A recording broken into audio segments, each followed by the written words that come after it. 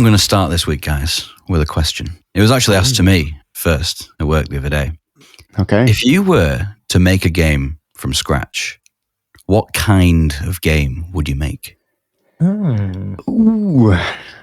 As in genre, Live service. or a bit of a Genre, not live not a service. synopsis. Yeah. You'd have to have developed it in your mind or anything. Yeah, But like, what kind of game do you feel like it needs to fill a niche that's kind of missing something now, or like something that'd help it gain popularity? Because it's a fresh new IP. You're thinking of something new. Something that I think I would actually be able to make, or are we assuming that? No, you're going to have devs that can make it for you. So I think for me, I would probably make one of these Metroidvania games that we've mentioned so many times. Ooh, a while. Yeah. Interesting. That sort of game. But add an element of combat, not like Tunic. Like Tunic, huh? First person shooter. Oh, okay. So it kind of tries to bring elements from that into it as well. Is that kind of like the Talos Principle sort of genre? Never actually played it. But Talos Principle is a puzzle game, isn't it? Yeah, but if you knew how to do it before you went in, it'd be very, very easy. Okay, yeah, I assume so. Something like that, yeah. I try and add a bit of a story hook to it, like how Outer Wilds has the intrigue behind it. Yeah. Something akin to that, but with some sort of shooter elements to make the in-between bits a bit more enjoyable. Nice. What about you, Ben? It'd either be a super realistic sim, but in one like specific thing, like answering a phone sim. What about simulator? So you have you see, make the simulator. Job simulators are great, you see. So I mean, there was a great one in VR. It was like Office Simulator, but it looked like the music video for Money for Nothing. It's all blocky and vector graphics. Yeah. I think my genuine answer would be some sort of logistic based, sort of not factory builder, but factory builder, if you see what I'm getting at. Yeah. I'd have to have a bit more think about it because I just really enjoy that kind of game. Enjoy management. I do, yes. Life of a middle management. I think I would make some kind of tactics XCOM game, of course, but because I don't think there's enough of those anyway. No, there's been enough weeks where you haven't mentioned it. Yeah. I'd probably put like more RPG elements in. Yeah, sort of like a Persona type RPG. Sort of, yeah. I think it'd be quite cool if you could have that set up, but give you somehow the option of taking over the characters as well in sort of third or first person and move them around a space. Yeah. We've only got so many moves. Yeah. Something like that. I mean, I'm pretty certain Persona had a tactics game not so long ago, like last year. I think it was called Persona Tactics. Whoa. No way. But I could be wrong. I mean, there's a Final Fantasy Tactics too, but I've never played it. Was that the one on PSP? I think so. Yeah. I think I played that, actually. One of the only Final Fantasy games I've ever played. But yeah, that'd be mine. I don't think there's enough tactics games as is, and then some RPG elements would be pretty sick. I think the one I would make is a blend of like 3 genres. So I'd have like the tactics of like Fire Emblem, but when you go into the battle, it's not a turn-based thing. You doing like a Dynasty Warriors style combat. Yeah, but you're not limited to the move set that's on Dynasty Warriors, where it's just like X, X, X, Y, or X, Y, or whatever. You'd have something like Bayonetta combat in it, or Ninja Gaiden. Okay, yeah. Cool. So it's kind of like more free flowing, and you're not just doing the same 5 moves over and over again. Obviously, the battles wouldn't be as big as in Dynasty Warriors. You'd like take out like 5 or 6 companies of dudes rather than an entire army. How would the I think that'd be better anyway. How would tactics element work then? Like if you're, instead of moving around the map, Dynasty Warriors style, you have like an overworld grid where you would move your character on turns. Yeah, rather than it being percent chance based for you to win an encounter, you could actually do it with skill. Nice. That sounds very similar to mine, to be fair. Yeah, that's what I was saying about maybe taking over and being a first person shooter or something, so you don't have a 99% chance to hit. Yes, yeah. I've just had a game on PS2 that was kind of like it. I think it was called Kessen. Oh, okay. It's all like medieval Japanese combat. Like you got like big spears and naginatas and that's cool. these huge ring shuriken things you could dance around with. But they had the same sort of combat style as Dynasty Warriors, so it was a bit plain after a while. Nice. It didn't have the tactics, but it had more versatility of moving around the map. Yeah. I've just had a thought about mine, and because I didn't really bring up like the real-time combat, but everything I said just kind of is Baldur's Gate 3. Well, yeah, Other than the grid, it is tactics and it is an RPG. true. So, yeah. Doesn't it have a grid? Because D&D has a grid, doesn't it? Kind of. Yeah, so you're still like limited with movement, but it's not grid based. Oh, So it's just distance. It's distance, yeah. Okay. Cool. That makes it a lot more flexible, I guess. Definitely. Cool. Good question. Well, I thought it lasted a bit longer than that, actually. You all had a very set idea about what you'd want to make. Well, ask us again tomorrow and probably change our mind. Yeah. Well, with that, I introduce the pod. Hello and welcome to Gaming Garnish, a podcast aiming to be a delicious side dish to the hobby we all love, gaming. This time I'm your host, Joe, and welcome our usual diners, Jake. Hello. Brad. Hello. And Ben. Hello. And what have you all been playing this week? I'm going to start with Ben. I've never heard you refer to us as diners before. Oh, we eating good. I like it. gaming Yeah, world. that's cool. That's cool. Sorry, I jumped in there, Ben. So it was my, it's not an annual gaming night. It's a regular gaming night, but we don't structure it that well. It was last night, actually. I got to bed at about 3 a.m, so I am a little worse for wear today. I'm on the energy drinks. You're You welcome. sound remarkably fine. We are recording early. So I've actually played something. Woo! Wait. Because also it was quite a short period of time since we last recorded, so I'm expecting us to have all gone, no, we haven't really played Yeah. anything. So the first one is I've kind of given up on Carry On. Okay. I was playing that on my phone. Only reason is I'm getting lost all the time and I'm spending more time frustrated with it because I'm not concentrating on it. Yeah. The game itself is really quite good. But We talked about this the other day, didn't we? Slightly off pod, and I have the same issue every time I play a side-scrolling Metroidvania type game. Love them, but by the nature of them, I always play them on Switch. So you're Don't playing they on your always have phone. like a map in the corner, though? Not always. No, They this might have a doesn't. map, but they don't always tell you where you go, even if you have the map. So you're having to look on the map for like closed off areas and areas that maybe like rooms you've not been upgrade to. it. Yeah. And it can be quite difficult if you're putting them down regularly because it's a game that you're not playing. I was just going to say, it feels like you almost have to like solely play it to know where you're going. Yeah, I think so. Because I spent a lot of time trying to work out where I'm going. I've wasted my time for playing, if that makes sense. Yeah. Yes. And it feels frustrating progression. because you get to the end of it and you might figure out where you're going, but then you have to come off. I had that quite badly with the first Ori game. The only one I've not really had it with is the latest Ori game because I played it in pretty quick succession. I finished it reasonably quickly, so I always knew where I was going. This is why game manuals used to come with notes sections at the back. Yeah, it's true. Because the games don't have those. Well, they didn't before have those like logs or objective markers, did they? You just had to kind of figure it out. True. Yeah. So yeah, I've kind of given up on it. I might go back to it because I do actually enjoy it when there's progression, but like I said, the frustration of it's what's annoying me at the minute. So yeah, kind of given up on that. Finally finished Astrobot.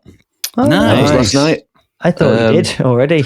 No, that was your game with your friends, wasn't it? Yeah. Quick shout out to Cash, Tafkak, and Matt. We finally got through it because I've just waited till we went back again. Thoroughly enjoyed it. Every death you swapped controllers, or did you do it level at a time? Levels, basically, or when we were sick of watching the same person fall off something, snatch. Give it there. I'll show you how it's done. Falls off. We didn't 100% it because trophies on PlayStation are a bit rather than getting a nice bing on Xbox. It's like, yeah, I got an achievement. Oh no, it's just a bit in the top corner. So what really annoys me about the Xbox achievements is it takes about 5 minutes to tell you what you did. That's if it does. Sometimes it just comes on your phone. It just pops up achievement unlocked for like 30 seconds, and then it tells you what the achievement name is, and then maybe it'll. Yeah, that's an S problem. That's your cheap problem. Yeah. And it covers the subtitles most of the time. Yeah, That's true. Yeah, that is the other problem. So we didn't go 100%. I think we got about 260 bots. How many are there? 300? 300, yeah. 303 is it? That's still pretty good. No, 301. 301 if you get the last one, yeah. That's still like 80%. That's The thing is, I didn't do it for the achievements. I did it for the extra level. Right. Oh, can you only do it when you've got all of them? Yeah, if you 100% it, you get an extra level. And it was a good level, to be fair, but... Yeah. Yeah, I don't know if I'll have time to go back or not. It is there. I'll probably, maybe. Maybe. But I haven't turned the PlayStation on this year, so. Fair enough. But no, thoroughly enjoyed it. Loved the fact that they put even so much work into the credits that you just play them and stuff. I mean, it's just such a nice game in general. I've had a really good fun with it. Playable credits are so underrated. Absolutely. Oh yeah, I was like beaming with happiness going through those credits. Yeah, just like, this is great. And we started playing Robocop Rogue City. Oh yeah. Nice. Did that come out last year, the year before? It did. It just come to year. PlayStation Plus, hasn't it? Yeah, it came to Game Pass. Yeah. I don't know when it came to Game Pass, but I've heard good things. I've never watched the film, so I've not got much interest in playing it. It's because you're 12, Brad. Yeah. So we obviously lived it, and very good so far. I mean, it's obviously down the cheaper end of being made. It's AA, isn't it? Yeah. So some of the lip sync's not quite lining up when they're talking and little bits like that, but you can put up with it. It feels very Fallout in Power Armor-esque. Okay, quite slow moving.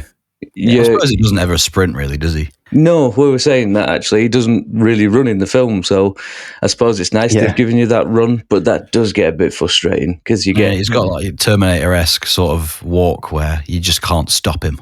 Yeah, you get into open areas though on it that you're going to do stuff and you're like, crap, that's the other side of the city. Yeah. I believe it works better when you get more unlocks because you become more of a machine. Like you're shooting and destroying everything, so it doesn't matter that you're walking so slowly. Well, yeah, the frustration right now is the fact that it looks, again, a bit like VATS when it locks onto people, but it doesn't lock onto them. It just puts them on your HUD. So you can see them in the dark and they're outlined, but you don't aim towards them. You've got to manually do that. And that kind of confuses your brain because you're used to things that lock on like that are locking on. Yeah. Yeah, because the Robocop or like the aiming thing in the movies it's like a box, isn't it? And it like closes in. Does exactly that. It does that. That's cool. Does exactly that. But you would think, it's locking on. Yeah, it flags you up in your vision. It took us a while to get around that, really. Yeah, I can. Do you get to do the scene where you shoot everybody in the crotch? You do get an achievement for shooting people in sensitive areas. Hell yeah! Which really amused me. Yeah. Yeah, I mean, so far, quite good. At first, I struggled a bit, I have to say. I did struggle a bit. Because it's not a fast-paced action. There was nothing really pulling me. But as you start getting the unlocks and there's like two trees almost. One of them is the general upgrades of your system. So you like... get better at combat, get better at deduction, so you can scan things with your vision to work out whether there's been a crime here. Because there's choices as well, isn't there? And like little things you have to choose to do. Yeah, we leant towards being more robot in everything. Yeah. Irrelevant was the answer. But then there's you get OCP. Is it OCP? It is OCP. Upgrades, so you find these boxes of chips that then you put together like a puzzle that a bit like a roadmap or like a pipe style game that you've where you gotta get the water to the other side. Something like that, but there's like minus 10% and minus 5%, and each joint has a percentage, so you add a 15% and it's a three-way pipe, but one of the directions is minus 10. If that makes sense. So you've got to try and flush the electric in the right way to keep as much percent upgrades on your system as you can, which it was an ace little mini game. I had so much fun with it. Yeah. It sounds stupid, but it was fun. So that's quite cool. And you carry on finding these parts to keep upgrading that little map. So okay. Once all that was sort of given to you and showing you what to do, it became a bit better game. Cool. The only thing so far that we didn't really like as a whole, we didn't like, was side missions are related to the main mission. So if you make certain choices, you can't do other side missions. If you continue the main story, you can't do that set of side missions. Oh, I see. It locks you out. Yeah, so we didn't realise that was happening at first. Yeah. Because they just looked like things to do whilst on the main mission, but they're not. It's open, so you go to a different area and stop a car being robbed, or you go and give somebody their thing back. I don't know. But these were listed afterwards, and we didn't really twig until we'd done it about 3 times. Yeah. The thing is, in the context of Robocop as well, he moves dead slow. So you don't want to be deviating off the main path too many times. That was the reason at the beginning we didn't want to do that. Yeah. I get it. 'Cause I think I like the idea of having those side missions within the main mission, because it would make no sense to kind of have to go back and stop the crime like it's just been going on all this time. So I get it. Yeah, I get that completely. Content. I was just about to say the same thing. It is very kind of the realism's back with that, because you know you're only going to be robbing the car in that time you're in the city. It's just the fact that you move so slow. There's sometimes you get those games where you just want to ignore everything else that's going on. Yeah, and just move through. So fair enough. Yeah, there was good parts in the precinct where he's got his face panel off and doing psych evals and stuff. Like a therapist. Yeah, like I said, we leant towards the robot side of everything as much as possible, just because we thought it'd be funny to do. Fair. And just see how it plays out, because obviously it does change outcomes, doesn't it? Yeah. I have heard very good things about the game. It's just the only thing for me is because I don't have the nostalgia for the film. You might not get the drive for it. Yeah, and I think that would be the case. That's why I've never. I suppose it's similar with Indiana Jones, isn't it? I've seen those films. I've not played the Golden Circle yet. Yeah, I've seen the films, but I tried to play that with Lucy, and she just could not get into it because she's never seen the films. So sacked it off in the end. Have an Indiana Jones education first. Yeah, I watch all the films in a day. I feel like if I was going to play Indiana Jones or Robocop, I'd have to watch the films first. But I don't know, at least with Indiana Jones, I don't know if I like the films enough or have enough of fond memories for them to rewatch them. That's my problem. I kind of watched them back in the day and I don't really have the drive to rewatch. Yeah. So I'd be really out of date with it if I tried to play it, and I just haven't found the drive to do it yet. Yeah. I get it. Anyway, that was about me. Cool. I do have a confession, and I'll confess it now. Go on. After all the talk of the pre-ordering last week, I pre-ordered a game. Oh no! Was it Mario Kart? It was for the reason I stated. Thank you very much. Go on. It was because you get a pre-order bonus of an extra truck. Roadcraft. Oh, you can pre-order it. You can pre-order it, and it's already done, isn't it? There's no the demos are out and everything. There's no there's not much changing by now. It's like 20 days until it's out. Fine. But you get a truck for it. So and you like that developer, you know, they've done you right in the past. Yeah, exactly. Apart from Expeditions. But side game. Okay. Okay. That's what we're calling it. Why didn't they call this one Roadrunner? I felt I had to confess, but I do think you're going to love it, Joe, by the way. I do think you're going to love it. Okay. You say the demo's out. I might give it a go. Yeah, on Steam, I think. Not on Xbox. No, unfortunately. Well, I can't then. I can't. Boo. Right. Yeah, that's me. On the subject of I had to game confess, nights, though. Jake, you and me had a game night, didn't we?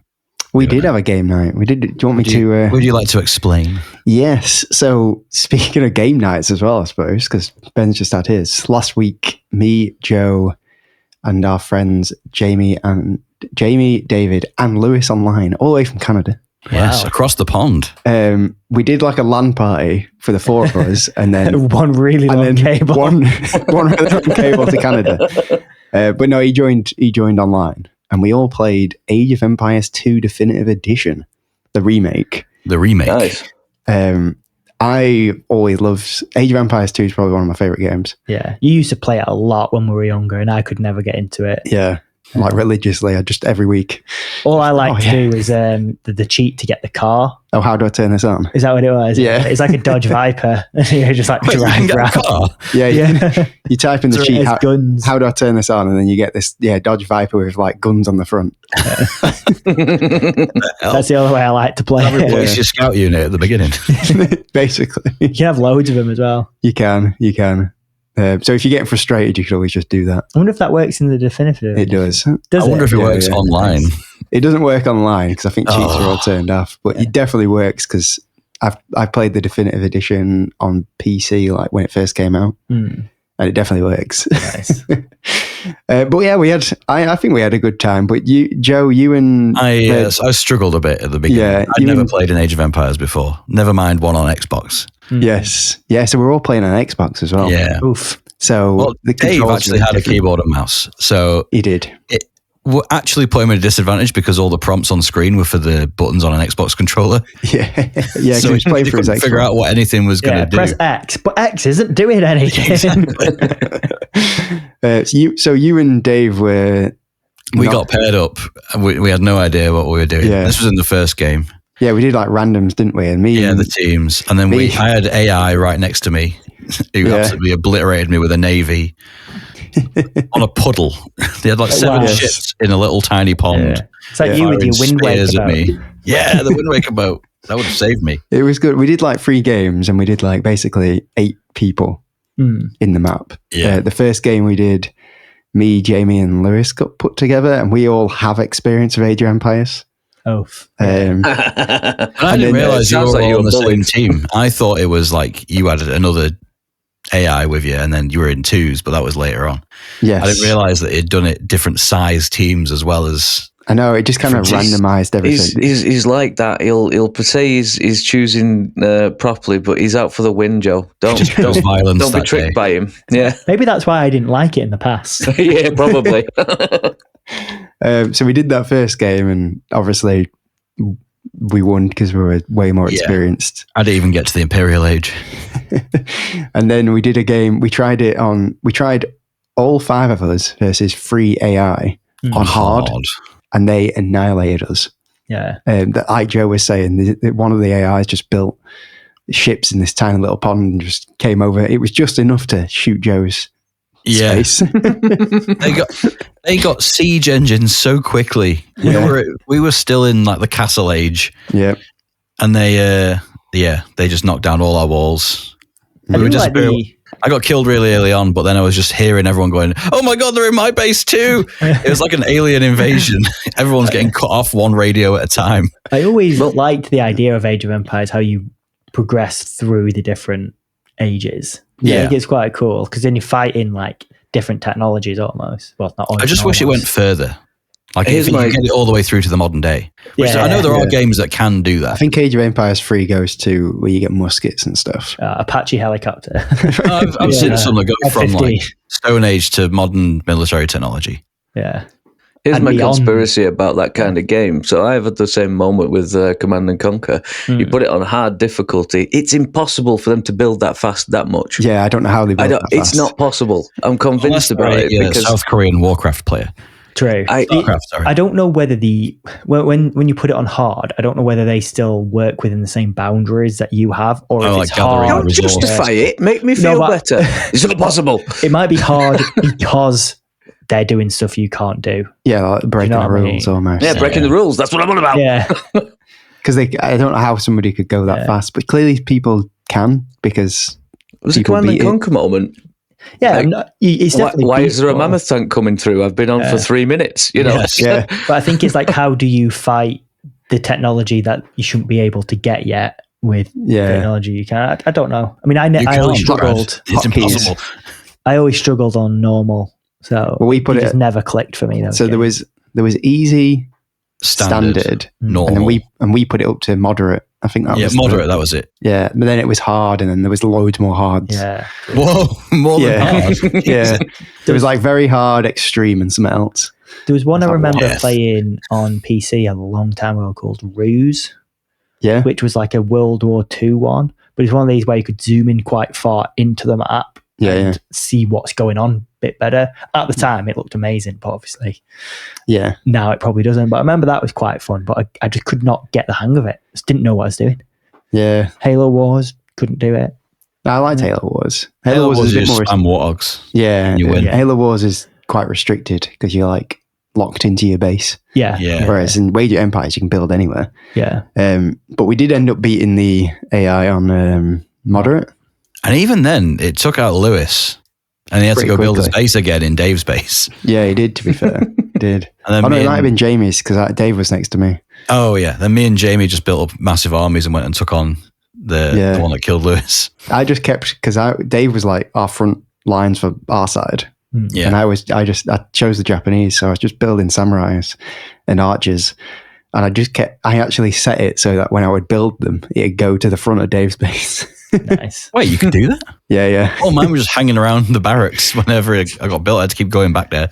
Yeah, you can like set where they not where they spawn, because they always spawn from the barracks, but they'll go to that space Straight away, yeah. Yeah. It's all micromanagement. Advantage. Yeah. There you go. It's all the micromanagement that's hard on those. Yeah, definitely. But we did it. Nice. Forgetting to upgrade your wood saw. It was really good. I've never played Age of Empires online with people before. So it was good to experience it with friends. Me and Jamie used to play it when we were kids, and obviously we just take turns on each of his computer to play it. Now we can play it all together. It's great. Cool. So, and I think that final game was probably like the perfect one in terms of pace. Yes, we all advanced like a very similar time. We did, and everyone was getting used to it. So you and Dave were way more used to it then as well.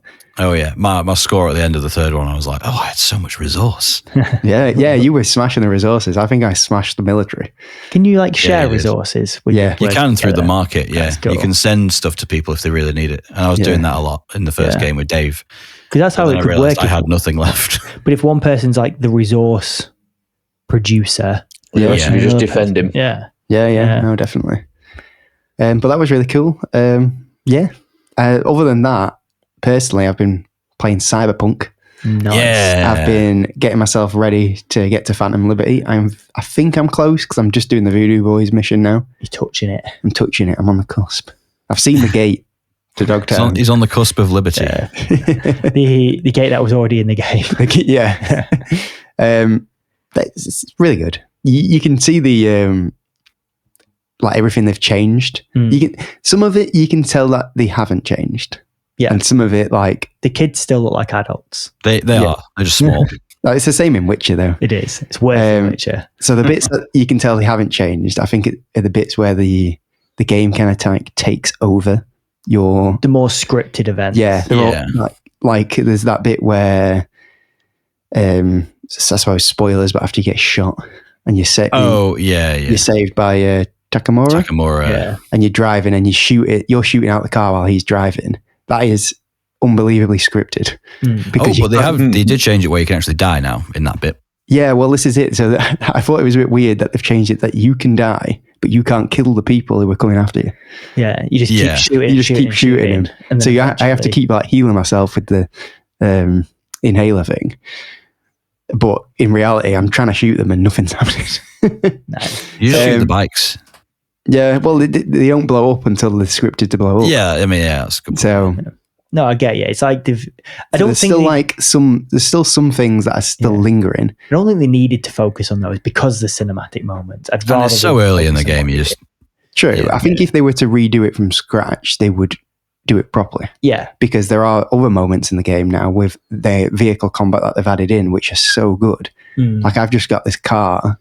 I just found it in the desert somewhere. It's got machine guns on the front. So I can just activate those. And if somebody's chasing me, I literally spin the car around and go just it's great. And then I'll drive into bases. And instead of being stealthy, which is my usual approach, I'll just drive in the car. Do a donut with your machine gun. And just spinning around. See, I got the ability where you can jump out your car. Yes, and I think I've got it slow mo as I jumped out the car as well, and just shoot him and then dash across things. Some of the combats, I forgot how good it was, but obviously it's been improved upon. This thing, I can tell it's been improved upon. I feel that as well. I can't remember being able to do anywhere near as much the first time round. Also, I was always worried it was going to crash, so I never wanted to push it too hard. So I'd always take things really slow. But playing it again, when I replayed it, I was just zipping everywhere. It's just using all my abilities. It just felt really like I had a lot more options. Yeah, definitely. I mean, it's only crashed on me once, and that's when I put it in rest mode. Yeah, it crashed on me a couple of times. Yeah, I always shut down Cyberpunk fully when I play it, because it loads things in weird. Like sometimes the sound will be gone, or sometimes some textures would be missing. But it never broke. I did it in rest mode and it crashed a couple of times, but for the most part, it was fine. Yeah. But it's been fine for me closing it down since it was really near the beginning. I put it in rest mode and it just completely crashed. It amazes me that it's still probably one of the best looking games out there. It's one of the most believable and immersive worlds, and it's pretty old now. Yeah, no, definitely. I like how vertical it can be too, where you can just go into buildings. Yeah. Usually it's for like a mission, like a gig or something. Yeah, but all the interior spaces are so believable. And done. Like I did this gig, killing this guy in an apartment, and then I could just walk out. I basically more people pulled up to stop me. Is that Jotaro guy? It was one of the Tiger Claws. Yeah, he's one of them. Yeah. Wears white suit. Yeah, so I went all the way up, killed him, and then loads more people came in or pulled up in cars and got out. And I started sniping them, and I just went, you know what, screw this, they're hiding behind cover. So I just jumped out the window, landed, and started gunning them down. It just felt really good. Well, through that window that you jumped out, you can actually complete the mission by sniping him through that window. I can imagine. Go in the building. Yeah, I can imagine if you could get high enough previously. That's cool. But yeah, I'm looking forward to Phantom Liberty, because it's something I haven't seen in the game. Phantom Liberty, it's there. It's where obviously they've gone back and tweaked the whole game, but that's the first time they've obviously done new content as well for the game. And I think it really shows. Like, whether you think it's better or not, it's beside the point. It's like the presentation of it. You can tell they've learned so many lessons. No, I'm really looking forward to it, because I've been doing some of the side quests and sort of thinking, well, I've done these before, and it's not as interesting second time.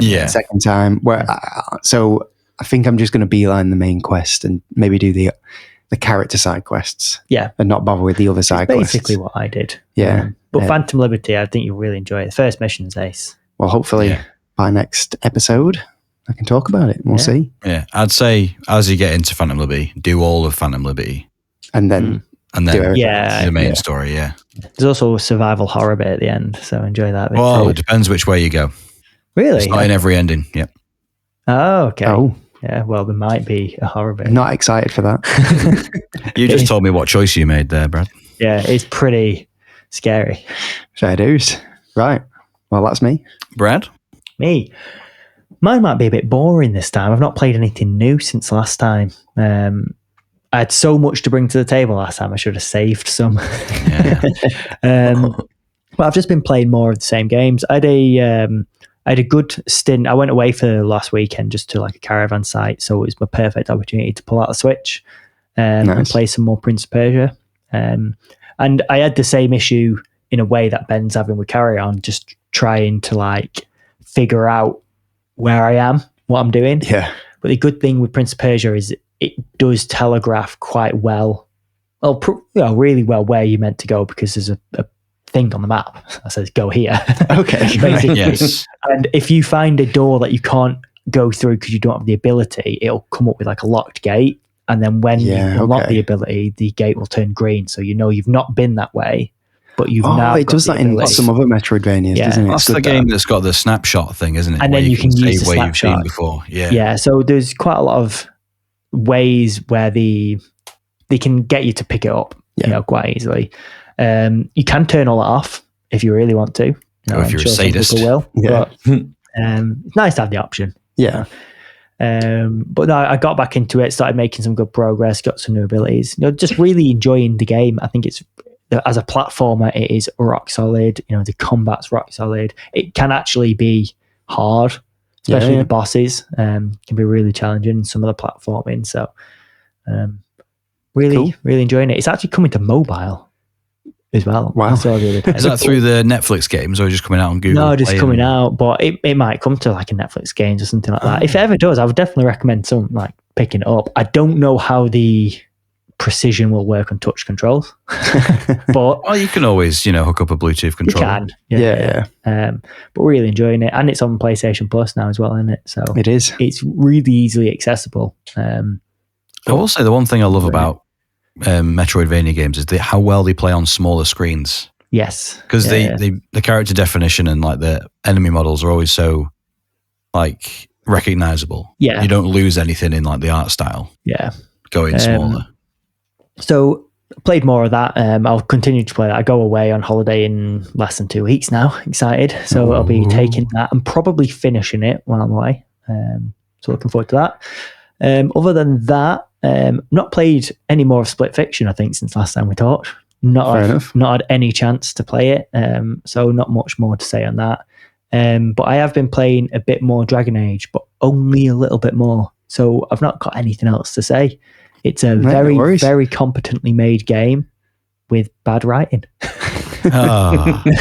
Which is if only they'd paid those writers in that writer's strike. And the voice actors in some cases as well. Or maybe just had given the voice actors different direction, I think is probably more accurate. But that is a game where I'm ignoring anything that's remotely side quest related. Okay, yeah. Unless it forces me to, because I've gone the wrong way. Sometimes you go the wrong way and you go through like a green sort of like wall. And once you go through that, it activates like a side quest memory thing. I'm like, oh, that's sick. So you're avoiding the green walls. Yeah.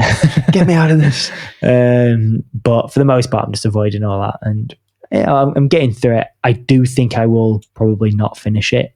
I was going to say, I'm pretty certain you don't have to, but it'll probably affect your ending if you don't do the character side quest. I thought you were going to say it will affect it if you don't finish it. Yeah, that's what affect your ending. Yeah, it will. No, I think you won't finish it just because other games are coming out, or because you just put it down. I'm not invested in enough. I'm already at the point now where I'm like, if I wasn't going on holiday so soon, and if Doom wasn't coming out on the day I go on holiday, then I would probably put this down and pick something else. The only reason I'm carrying on with it is because I don't want to start anything else and put it down. I know what you mean. So I'm just going to continue it. If ever I get a bit of time to play games, this is what I'll play for the next couple of weeks. Fair dues. Yeah. Right. Cool. That is me. I suppose I should move on to what I've been playing. And I know this is going to perk Jacob quite a bit. I've been playing Expedition 33.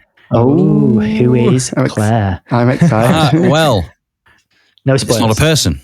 Clair Obscur is a French term, which just means like the disparity between light and dark, good and evil. Oh, I didn't know that. Yeah, That's my cousin enlightened me on that. I thought it was going to be some sort of spoiler, like is that the paintress's name? And he's like, no, it's a French thing. The game's like set in France. Yeah, well, it's not really set in France, but everyone is French. I've heard it's got a really good opening. It does. I don't want to say it holds your hand, but there's a lot to do before you start the game. Really. Okay. Yeah. Like there's like this whole festival that. Yes. Yeah. Whenever the paintress paints a new number, those people disappear. Yeah. But they've made like a whole tradition out of it because it's been going on for like 70 years. The Gamage. The Gamage, yes. And I've got to tell you, combat's hard. It's hard. Even the tutorial is hard. Like not the first one where it tells you like the prompts about what buttons to press, but in the festival bit before you set off, you can like replay it. And the person you're fighting against, it's really hard to time your parries and dodges to her attacks because she like waves the sword around like it's a wand and you can't tell what move she's going to do. I've heard they took a lot of inspiration from Sekiro, and the parry timing is actually tighter than Sekiro. It's tight, yeah. Yeah. And there's some times where I feel like the game is purposefully not registering my parries because I swear they're on the same time every time. It's like basically 2 frames before it hits you. You've got to have the button already pressed. Yeah. But if you press it as strategy, it doesn't work. I always found that with Souls games. Conspiracy. Yeah. I always found that with Souls games, I could never get it. It almost felt unpredictable. Yeah.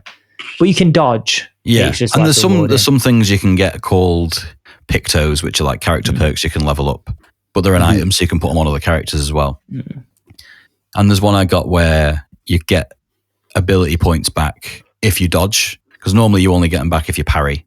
You get one back every parry, and like if you parry a whole combo, you'll get 3 or 4 of them back, which means you can do skills. But this one, you can do it with dodges as well, which are easier to pull off. Yes, because your character moves fully out the way. You can do a precision dodge, can't you? Which is the same timing as parries, I believe. Yes, yeah, and you can get perks for those as well, where you get ability points back. Like you get 3 back for doing a perfect one. Yeah, it does sound like it's keeping you constantly engaged. Yeah, it is for a turn-based game. It's not a game you can play relaxed. Yeah, this is just normal difficulty. Yeah. This is one of the games. This and Blueprints are the two where I'm like, I wish I was playing these instead of Dragon Age. Just do it. I know, but then the thing is, I'll start them and then I'll go away, and Doom will come out, and then I want to play Doom. Yeah. So I'd rather wait. And then get the best experience afterwards. Well, I'm excited to play it I don't myself. want to spend too much time talking about it because I know you wanted to do like a full review on it, Jake. Yeah. So I'll just say a lot of people have been hyping it up to me, but I don't think it's the kind of game that I can react to the hype to. Fair enough. Because I've not really been a turn-based combat fanatic. Yeah. If you call it that.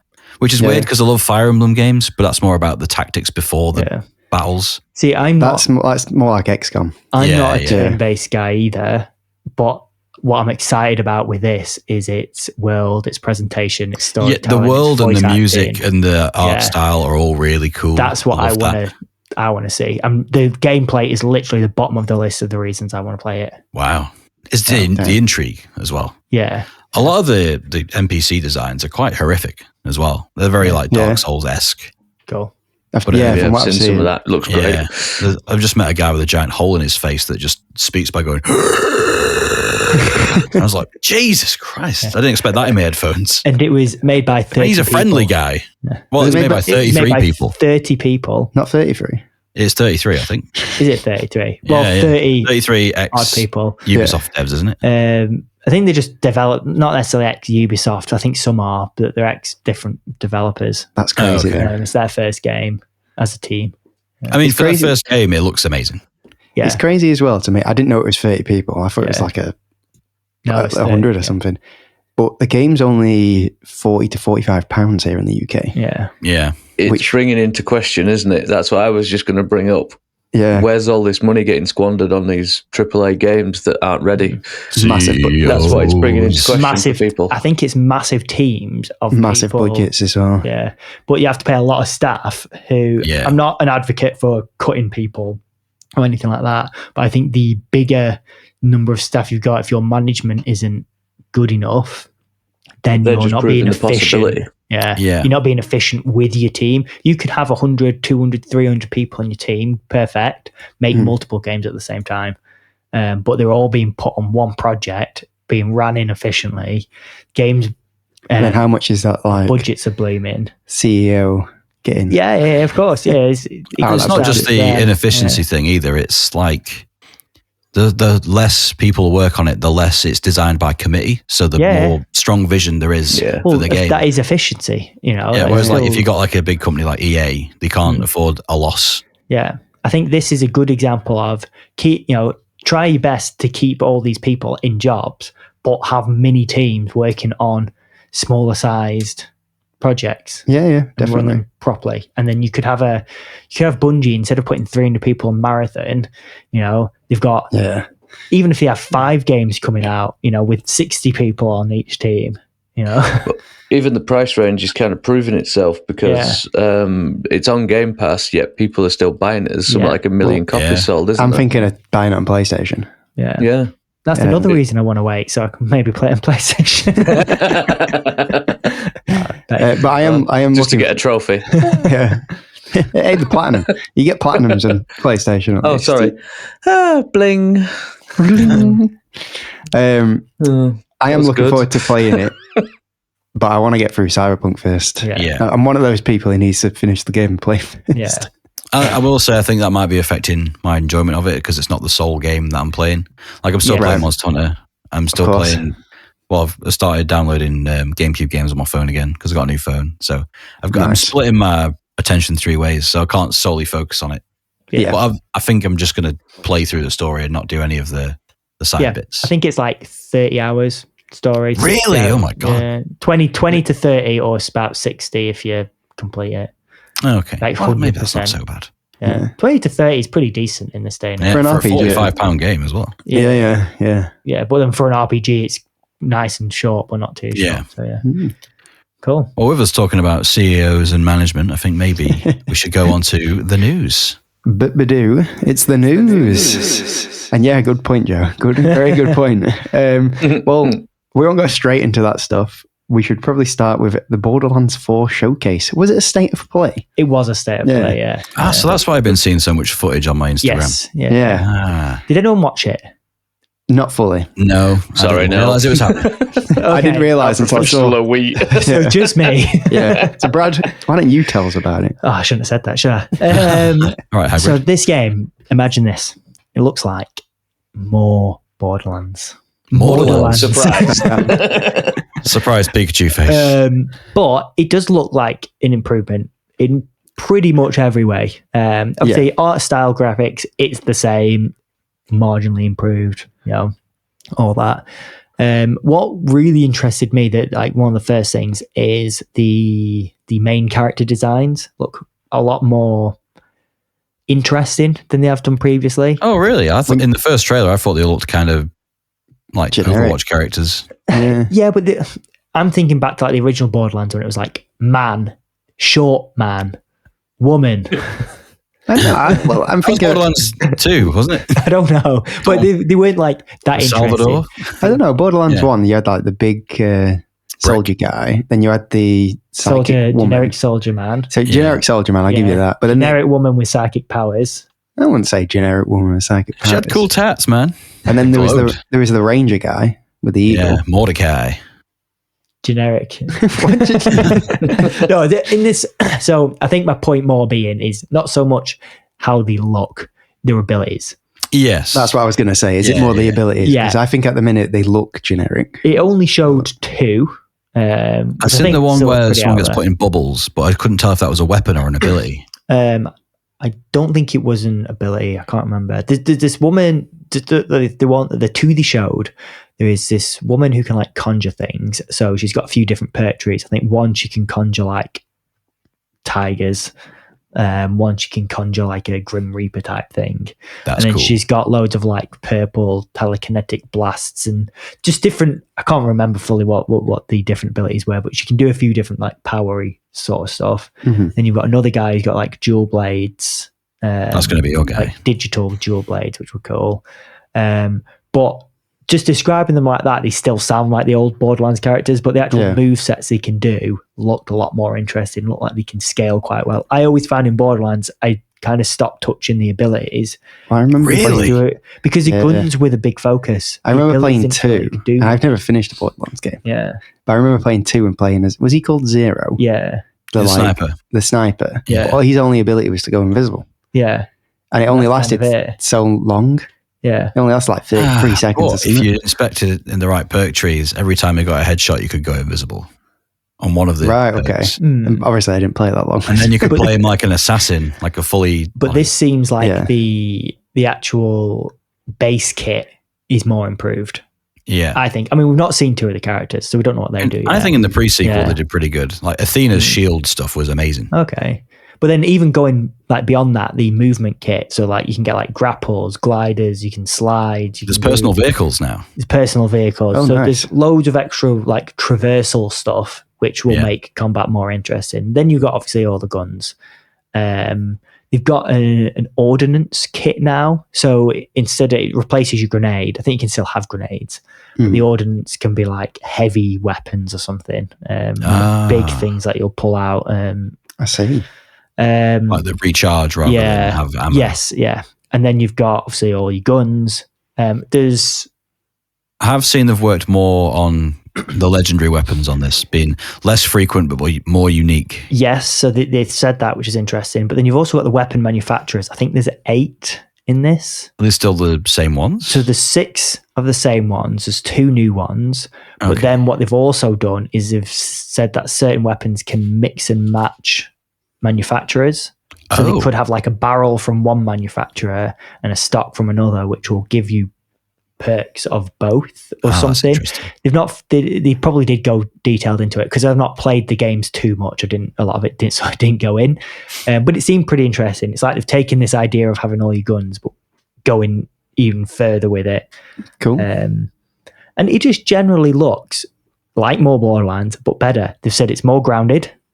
Okay. So it's still going to be comedic, but it's hopefully not going to be like Skibbity Toilet and Hawk to, maybe it will, but it doesn't look that way. Okay. I always think it ages poorly when they try and put memes in a game because it takes too long to come out. Yeah, the meme is gone by the time it comes out. I've heard. I'd never played 3, but I've heard 3 was really bad. Yeah. For it. I mean, I've only played 1 and 2, didn't finish either of them. And then I know of obviously all the others, but I've never played them. So this one does look interesting enough that I would want to give it a go. Yeah. But even looking at it, I don't have a Steam Deck, but looking at it, I'm like, this would be a perfect game for a Steam Deck where I can just pick it up every now and then, go and get some loot, do a bit of a mission, and then back out. See, I'm the other way. I'm thinking I might pick this as my backlog game so we can all play it. You could do because it's a big 4-player multiplayer game. Co-op. Yeah, true. I mean, you're our resident Borderlands guy. Yeah. Yeah. Out of all of us. I'd never played a lot of it, so it's... Oh, God, that's so fun. Yeah. It's like the least serious shooter since Serious Sam. Oh, and the release date got brought forward. Yes, by 2 weeks. Which everyone thought, myself included, so what is it? 2K publish... Gearbox games. Own Gearbox and then publish their games. And then Take-Two own 2K. So when Borderlands was moved forward 2 weeks to like the beginning of October. No, it's September 4th. Oh, so it's from, September 4th. So when it got moved forward, everyone was like, does that mean they're avoiding the GTA 6 release date? And I was like, hell yes, it does. 6 release date. But a few days later, it was a year later. Not to be so. So we'll go on to our next news story. GTA 6 has been pushed back to May 2026. Yes, but they did also put... when they said May 26, I keep seeing like May 26th, 2026. Am I reading that wrong? Is it May 2026 or is it May 26th? See, I'd only seen May 2026. Yeah. But maybe there is a date. If there is a date, then it's back end of May. Either way, we've got a month. We actually have a month. Yeah. We know it's more than we had. Now, a lot of us did say at the start of the year, one of our predictions was GTA is getting pushed back. Yeah. It does say May 26, 2026, Brad. You're right. Okay, at least I'm not dense. Yeah. So we've got an actual day. Yeah, that's pretty cool. Yeah. So everybody who's bringing out games in the next year are probably like, yeah. At least it's not coming out in February. Sigh of relief. Yeah. But it's quite a considerable pushback. It's about because they said fall 2025 originally, didn't they? Was it fall or holiday? It said fall. Was it fall? Okay. So let's say it was late fall. So October, November. Yeah. That's 6 months. Yeah. That's a 6 month pushback. It's pretty significant. So it's pretty significant. Now, I'd rather than significant that they also released the announcement of a pushback after a few people have said, "Oh, by the way, we're increasing prices." Yes. True. Yes. Yeah, that could be why. I think it was always going to be the higher price. Yeah. Maybe it would match. I'm putting a face in the back. £100 games, mate. I don't know. The beginning. I don't think it'll be £100, but I think it'll go up to. I think that's why they've delayed it so that it hits the £100 mark. They're listening to me. What I think is interesting that they announced a delay, but we've still not even had a second trailer. Yeah, I think a second trailer. Has there not been 2 trailers? I thought there was an announcement and then a character trailer. No, that was the announcement. Yeah. Well, okay. There was the logo announcement, I suppose. Yeah. But actual trailer-wise, it's only been one. I don't think we're seeing trailer 2 till the back end of the year. I would have liked them to have done the trailer with the announcement. Yeah. Sorry we're delaying it. However, here's a trailer to satiate your appetite. Well, I suppose we'll see. They might do that on the original release date. True. Summer Games Fest is coming up, so I don't think they'll show it at Summer Games Fest, by the way, but they might show it around Summer Games Fest. Yeah. But better that they push it back.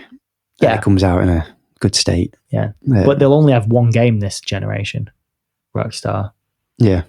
They'll only have had one game for 3 generations. Yeah, to be fair. To be fair, Red Dead Redemption 2 was the only game they made on last gen, weren't it? They just remade GTA 5 times. Yeah. I suppose we've kind of touched on the price increases. So Xbox, we mentioned PlayStation last time, bringing up some prices for the consoles. Now Xbox have just come out, and I think they've gone too much. They've gone even further. $100 difference. Yeah, and some of the I think they announced the prices elsewhere? They have in the UK. Yeah, so I think for example, the Series S has gone up about £50. Yeah, so from like 250 to 300. I think is that all it was? 250. Yeah. Oh, fair. And then the Series X has gone up £50 or maybe a little bit more as well. It's gone from like 450 to 500, which is a lot. Yeah. Now people are starting to sort of look at it and be like, the PS5 Pro is looking more appealing. I think it's getting close in America, at least. Yeah. The price of the X is very close to the PS5 Pro. Yeah, which is madness. Yeah. Because we were all taking the mick out of that price. But it's not just the actual consoles, it's all the other hardware, isn't it, as well? It's the controllers have gone up. What other hardware? Expansion cards. Yeah. All that's gone up. And charging packs docks, and whatever. Yeah, it's just basically across the board, everything's gone up. I don't see why.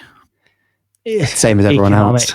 Yeah. Conditions, yeah. It'll be because the Xbox make their stuff in China, and there's a massive what is it? The tariff. The tariff is like what 100 and something %, 150%. It went up to 200 and something at one point. It did. So they're obviously stores on it for 90 days. Yeah. So I reckon they've put it up for that, and then where everybody's paying the price, not just America. Oh yeah. Yeah. Which at least is kind of fair enough in a sense. Yeah, they've like spread out the cost. But it's rough because they already weren't selling well. Well, this is it. I was thinking, I've seen people talk about it on other gaming, on like YouTube and stuff. And the Xbox has had a historical loss last year of selling consoles. Yeah. They're not selling the consoles very well. So this isn't going to help, surely. And that's not just they're just pushing for cloud and that's not just in money, it's in actual unit sales, isn't it? Yeah. So they're going to sell less unit sales now. They might make more profit if they sell a similar amount for a higher price, but but what they have said, so they have announced all these price increases. They've not announced, or they've not incorporated a price increase for the games, but they did say they are going to go up by holiday or Christmas this year. Up to that Nintendo $80 price. So Nintendo started it all, but did Nintendo just cut the ribbon first, I suppose? Did they? Damn you, Miyamoto. Well, the thing is, all these were they all just waiting in the rings to do it anyway? I think so, and all these CEOs kind of they all know what each other's gonna do roughly. They've got an idea, market conditions, analysts, all this. They all know it's going to happen. It would have made no sense for Nintendo to come out with a lower price if they knew by the end of the year. The price was going to go up anyway. Yeah, and they were the ones that were having a release. So it was probably best for them to do it. But it's a good thing. It's still nice to blame Nintendo. Gotta blame someone. I don't think it's necessarily Nintendo's fault, because I think even I don't care what you say. I'm just going to blame them.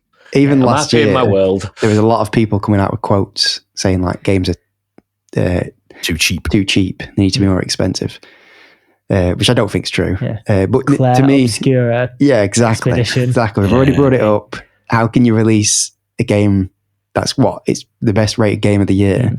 But it is their first game. If it was their fourth game, what games make the most money? Apart from GTAs, name me obviously. a few. Probably open world games. Just in general. Games. Yeah. Oh yeah, that's true. Destiny, Fortnite, Roblox, all of them are free.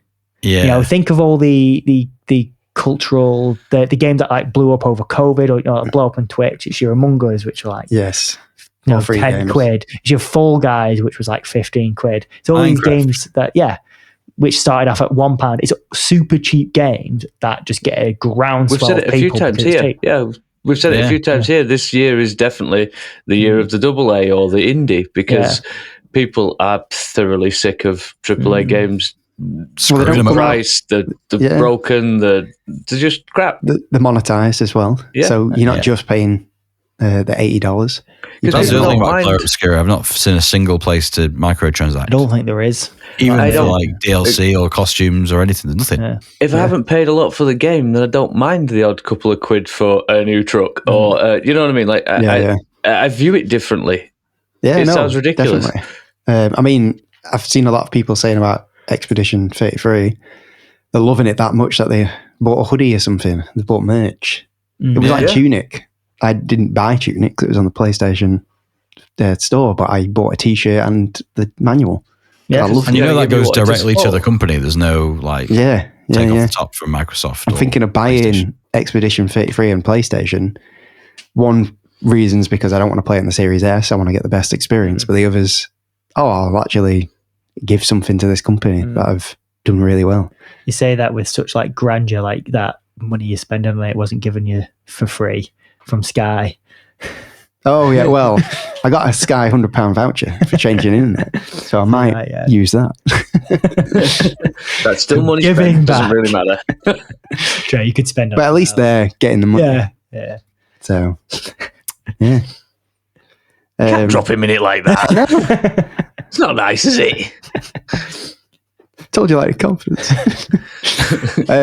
But it is, everything's going to go up. PlayStation haven't come out and said their games are going up in price yet, but I'm pretty certain Ghost of Yotei is going to be $80 now. So in other news, Jake's buying us something with his £100 voucher.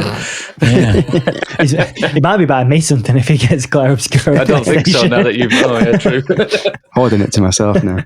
Buy it on disc. Oh, you would be doing as well, wouldn't you? Yes. Of course, yeah. So I would still play it on Series S. Anyone got more to add about the games, the game prices? No. Nah, it is the world. It's just sad. What we can do. Yeah. Well, my last the best thing we could do is just not buy them. True. Yeah, I think, a lot of comments I've seen in a lot of videos Vote with your wallet. are basically just saying, like, this is going to be an excellent time to get through my backlog. Yeah. And, you know, we thrive on the backlog. We're buried by it. So it's time. We were molded by it, born into it. I didn't escape the backlog till I was a man. Well, I'll never. It's gotten worse as we've gotten older. It's gotten deeper. Yeah. So, last bit of news: Respawn have cancelled a Titanfall extraction game. Not a Titanfall 3, by the way. I mean, an extraction a lot game of rage set about that. Yeah. A game set in the Titanfall universe. Which so is Apex Legends, and it doesn't feel anything like Titanfall to me. Why would they not just put an extraction mode into Apex Legends? You would think so. Maybe that's it's already a multiplayer game. That is that could have been what they were doing. Possibly. Yeah, well, yeah. Possibly. But they've also, along with that, EA have laid off 300 people from all their companies. 300 from Respawn. No, it's 300 total. 100 from Respawn, and then across EA as well. Yeah. Which is sad. Always sad. Very sad. Again, we were just talking about 30 odd people making an entire game. Yeah. Well, Respawn are making a few games. So obviously they're always making Apex Legends. Yeah. But they're also make the Jedi games. Yep. So they're helping out on Zero. They're also helping out on that other Zero Company game. Yeah, I've had a few games cancelled though. Yes. I mean, the Mandalorian game was going to come out of them. Yeah. That got cancelled last year. I think that was early in development now. Was that going to be that Star Wars 1313 thing? No, that was years and years. Because that was going to be EA, wasn't it? Yeah, that was when EA had the sole license for Star Wars games. Yeah. But yeah, I mean, I believe this was also in early development. Yeah. But it's one of those, I was saying the other week that people are moaning about extraction games and there's not that many, but suddenly we're hearing about loads. And the question is did they cancel this because of the tepid reception to Marathon? Or I can imagine, surely. Maybe it had something to do with it, but if they've seen there's not much of a market for it, Bungie are doing it and it looks like they're very early in development anyway. They're going to be too late. Yeah. But then on the flip side of that, I've seen a lot of people talking about that Ark Raiders recently because that's in the play test and people are really enjoying that. And that's an extraction shooter. Oh, okay. So I think the point is just make good games. Yeah. They must be worried at Bungie at the minute. Yeah. They must be very worried about Marathon. I would be. I think that should be delayed to May 26th. I think Marathon could be a really good game. It just looks boring. Like the art style to me is just very And that's plain. fine. I like the art style. I think it's the only thing it's got going for it. I think there's nothing new. I think they need something new. Yeah, I don't mind the art style same. I quite like it in a way, but I just think it doesn't lend itself to a shooter. It was better in Mirror's Edge because it was showing you where to go. Yeah. Whereas if it's just what the characters look like, it's like, oh, okay. True. I also think this might be controversial, but the Bungie shooter element, which we always say are really good, feel a bit old now. Not old as in like dated. Old as in I've played this before. Because I've played Bungie games before, and people go for that reason. But no, I get that. I almost want something else. Yeah, they need something new. But this is what happens when these big companies are just like, just bring out what everybody wants, and it's not what everybody wants. I'd almost just seen a trend and then gone. I would rather get on the trend. I'd rather EA cancelled this Titanfall game now than it run its course, come out, flop, and then more people get laid off. Yeah. However, I'd rather it wasn't greenlit in the first place. Yeah. That's it. That's because I'd also rather greenlit with spreadsheets and not creative. Yeah, that's the man behind the desk going. And I'd rather people didn't lose their jobs so that CEOs can keep the bonus. Yeah, 100%. No, Joe hit the nail on the head there. It was made by a spreadsheet rather than actual love for the game they're making. Yeah, and that's why we've mentioned it about 16 times. We'll get to 33, I promise. Clair Obscur, 30 odd people. As exactly as Joe said before, it's not designed by a committee. It's designed by people who are passionate and want to produce and make that game. Definitely. You can feel it in games like that. Yeah. Yeah, I mean, you definitely can. Like, even just them talking to one another, the character facial animations are like spot on. You can tell it was either mocapped or it was animated, like super detailed. And they've got, how have they got that voice cast and they're only selling it for 40 quid? I thought the main character was Robert Pattinson. He looks so much like him. Yeah. It's Charlie Cox. Yeah, but in the scenes where he's talking to someone, I'm like, that's Batman. And no one knows. No one knows. Anyway, should probably move on from the news. That was it for me. Anyone else got anything? No, I don't. Nothing from me. Nice. So that means we're going on to the socials. Yeah. Indeed. You can catch us everywhere. If you're already here, you probably already have. But we would like you to tell a friend to go and search us up on Google, put Gaming Garnish podcast in. You can email us at gaminggarnish@gmail.com. We recently hit 3,000 listens across all our platforms, which are awesome. Awesome, yeah. Get us on Discord as well. Is it on the Twitter, our Discord link? It's on everything. It's on everything. So that's where we chat the most. There's always a conversation going on. We have a mini competition every week where we vote for the best soundtrack to a theme. So if you're interested in that, join in. The more people that can vote, the better. The more granular it gets. Because the minute people are winning by a landslide. Sound bitter there, Joe. Yeah, I'm not better at all. Thought I was the music guy. But yeah, catch us all on there. If you want to ask us a question, do it through Discord, DM us on one of the socials, or gaminggarnish@gmail.com. God damn it, Joe. Why are you better at that than me? Well done, Joe. Smash the socials. Thanks. So all on the fly, didn't have any of that written down. Nice. So I guess that means we're moving on to our backlog game. This episode's backlog game of choice was Darktide, a 40K. Is it a roguelike shooter? No, I wouldn't say just roguelike. Just a co-op shooter. Yeah. Well, supposedly a shooter. There's an awful lot of melee in there. True. Yeah, it's very Left 4 Dead. Yes. Yeah. Developed by Fat Shark. Fat Shark. The Vermintide games. Yes. Which, from all the time we've been playing, you tell me is very similar. Yes. Yes. At least with the class I've been playing, everything I mentioned, you'd be like, oh yeah, that's what the wizard did. That's what the wizard did. Yeah, that's what the wizard did. More, obviously different abilities, but it's similar. Yeah. Obviously the Vermintide one was more melee focused, and bow and arrows and stuff. Yeah. But yeah, initial impressions. What do we all think of our experience? I really enjoyed it. Me and enjoyed Jake played Vermintide, didn't we? We did. And it is like it, but I would definitely in a lot of say ways it's better. I think so. I think Vermintide got a lot. It got very repetitive because you literally just mash very quickly the trigger button with your swords or whatever you've got. Yeah, playing the same levels as playing well. the same levels. And I feel like this with guns and a bit more range to it.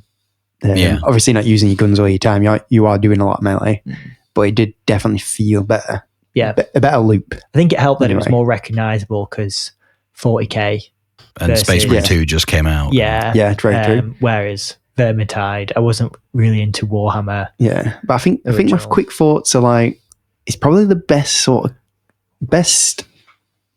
game of this style. Yeah, best game of this style, where it's like a co-op. I don't really know what to call it other than just like a run-based sort of thing. Yeah. Was this done by the same people that did World War Z? No. Was this a Saber Interactive game as well? No.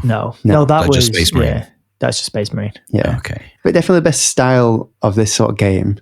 But it definitely still has the downsides to that style too. Yeah, that's fair. Yeah. What do you think, Ben?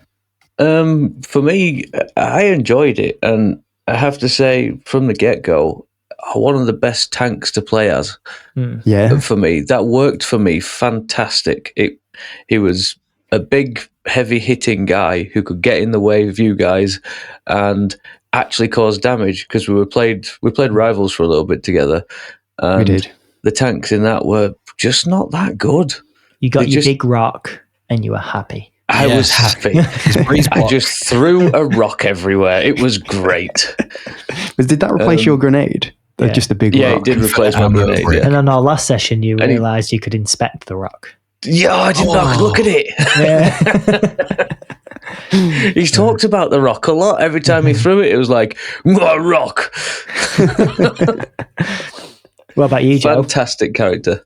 I wish I got to play it more.